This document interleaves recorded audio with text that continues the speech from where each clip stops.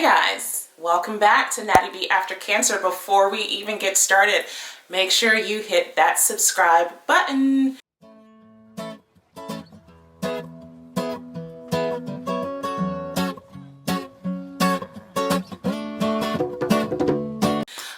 So I'm going to do a quick video on 6 questions that you should ask your reconstructive surgeon.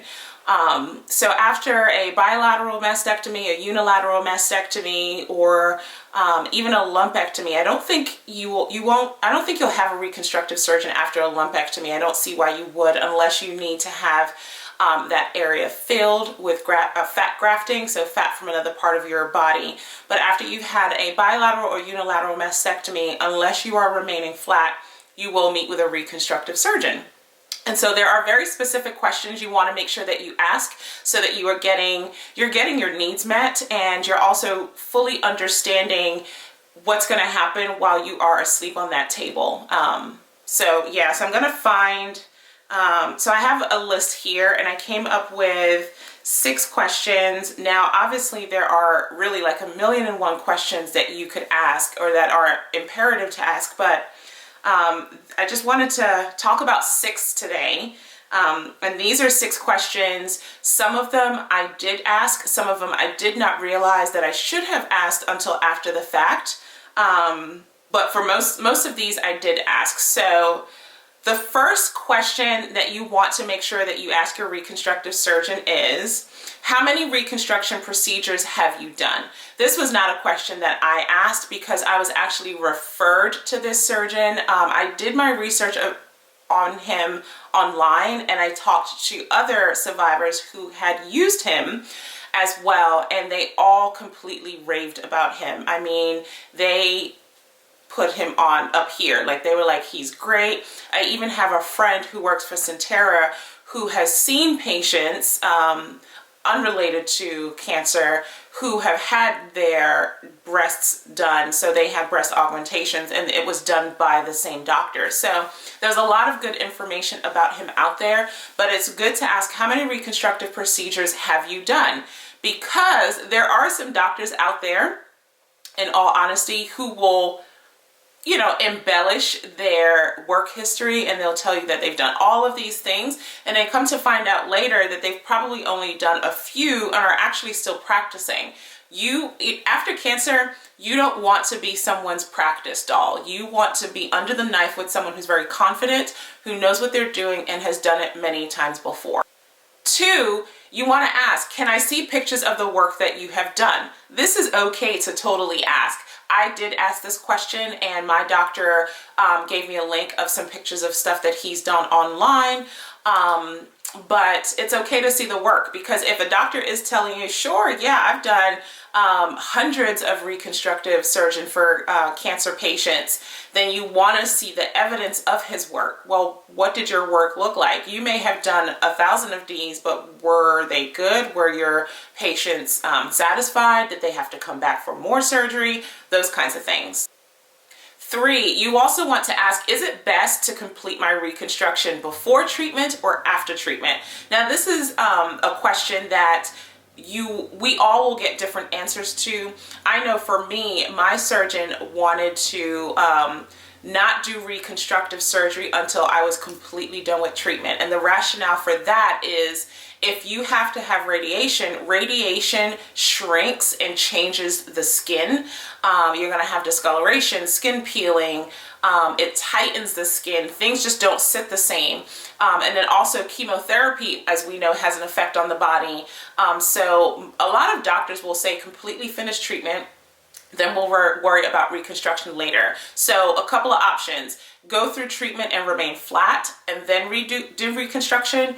Go through treatment, have expanders put in, which is what I had, and then do reconstruction. Some doctors, there are doctors out there that will do your reconstruction at the same time as you are under the knife for removing your tumor. So you go in for your mastectomy, and while you're laying there, they will put in your replacement. So whether that's probably your implants, but if you're having like a flap done from either your stomach, your back, or I think they can also take from your thigh, I'm pretty sure they're going to have you wait until treatment's over, because that is an extensive surgery. I think that surgery lasts up to 10 to 14 hours. So yeah, but you do want to ask, should I wait? Should I not wait? And then have a conversation. What is the why behind why you're telling me that I should or should not wait? 4, you want to find out from your doctor if you are reconstructing to implants, you want to find out, will you be putting the implants under my chest muscle or over my chest muscle? There are pros and cons to both, but some of the differences between having your implants put over your chest muscle is that it's less invasive, right? And so the healing process is just a little bit quicker. And I also know that if the implants go over your chest muscle, it creates a little bit more of a cleavage. So you have a little more, I don't know what I'm doing, but you have a little bit more of a cleavage when the implant is placed over your chest muscle. If the implants are placed under your chest muscle, that is more invasive, because of course they have to go behind the chest wall. But it tends to look a little bit more natural.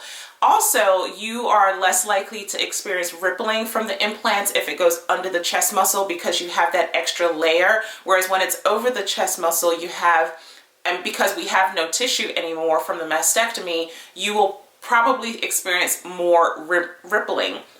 And rippling is when the implants look wavy. And again, for us breast cancer survivors, patients, thrivers, whatever, who have had a uni or bilateral mastectomy, because we no longer have any breast tissue, which is one of the things that makes it different from a breast augmentation, we experience rippling, which means that if you look at us with no shirt on or no bra on, a lot of us, our implants look wavy, almost like you can see the liquid that's in them, because there's nothing to cushion or cover the implant.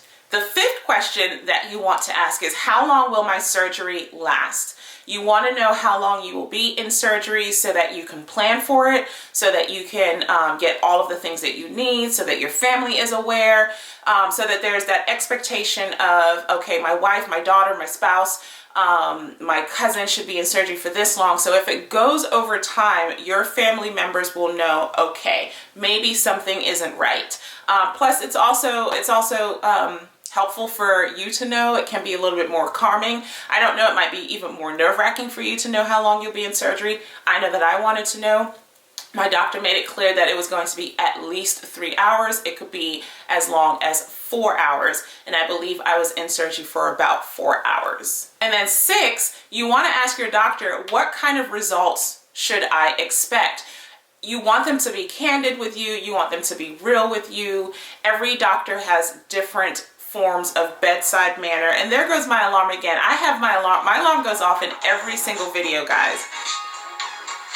I'm so sorry. I have terrible memory, chemo brain, and I have an alarm for everything. But yeah, you want to ask, what results can I expect, so that your doctor can be candid with you on what things will look like.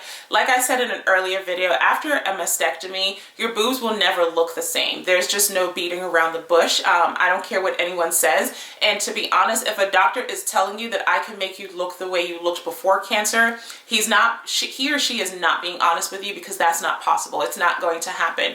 Your boobs are going to look very different. Now, that doesn't mean you won't be satisfied with the results, but they'll never look the way they once did. So yeah, what kind of results can I expect? Again, ask for pictures, do your own research, even bring pictures to your doctor and say, can you get me close to this? Could I look like this? Is this even possible? With that type of implant, can I, again, is this possible? And again, and I'm going to do a different video on this, but there are different types of implants.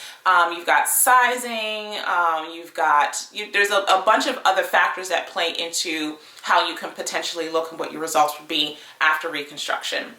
So those are the 6 questions that I think are great questions to ask when you are meeting with your reconstructive surgeon for the first time. And a lot of these you might get your answer the first time you meet. A lot of these you might, some of these you might have to talk with your doctor over a period of time, such as what your results would be. So that's it for today's video. Natty B After Cancer. Don't go away until you hit that subscribe button. And till next time.